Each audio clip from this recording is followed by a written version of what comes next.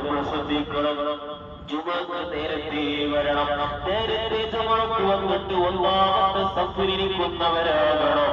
അതേ സമയത്ത് ബാക്കിലിരിക്കുന്നവരാകരുത്. ഉലൈകൽ മുഖറബൂൻ. മുഅ്മിനീങ്ങളെ, ജുമഅത്ത് വന്നാൽ പിന്നൊരു സംസാരം നമ്മുടെ ഭാഗത്തു നിന്നുണ്ടാകാൻ പാടില്ല. ദിക്റുകളും കൊണ്ട്, ഖുർആനുകളും കൊണ്ട്, സ്വലാത്തുകളും കൊണ്ട് നമ്മുടെ ജീവിതം ധന്യമാക്കണം. നമ്മുടെ ഇന്നത്തെ ദിവസം ഒരു തെറ്റും നമ്മളിൽ നിന്നുണ്ടാകൂല എന്ന് നമ്മൾ കരുതണം. ഇന്നത്തെ ദിവസത്തിനിക്ക് വലിയ പവിത്രതയുണ്ടെന്നല്ലേ ഹബീബ് തങ്ങളോട് പഠിപ്പിക്കുന്നത്. റബീഉൽ മാസമാണ് നമ്മുടെ ഈ മാസം.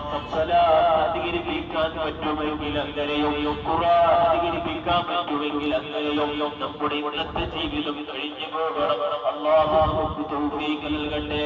നമ്മൾ നിസ്കരിച്ചത്, നമ്മൾ ഖുർആൻ ഓതിയത്, ദിക്ർ ചൊല്ലിയത്, തസ്ബീഹ് ചൊല്ലിയത്, സ്വലാത്ത് ചൊല്ലിയത് മുഴുവൻ സ്വീകരിക്കണം. അതിനെന്ത് വേണമെന്നറിയോ?